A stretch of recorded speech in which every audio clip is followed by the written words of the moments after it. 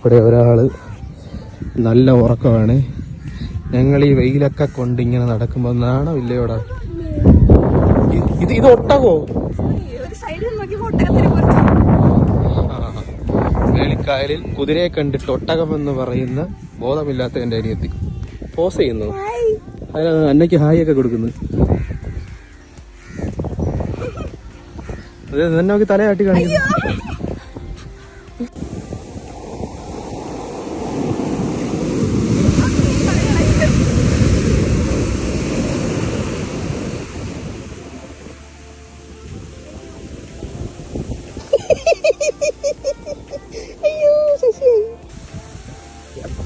അന്നയെ വീണ്ടും